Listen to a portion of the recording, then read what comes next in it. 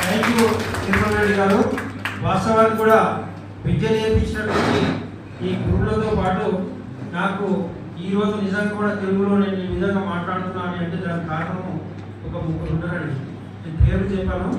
కాకపోతే వాళ్ళు ఏదైతే రైటింగ్ పరంగా కానివ్వండి, స్పెల్లింగ్ పరంగా కానివ్వండి, వాళ్ళు రాసేటప్పుడు మేము రాసినప్పుడు నేనైతే శుద్ధం ముద్దు నాకు ఏం రాదు. ఏమైనా కానీ సార్ దగ్గరికి వెళ్ళగానే ఇక్కడ చేంజ్ ఆపేది పుట్టింది. అయితే ఎందుకు అనేటువంటిది ఈ వివక్షత ఎందుకు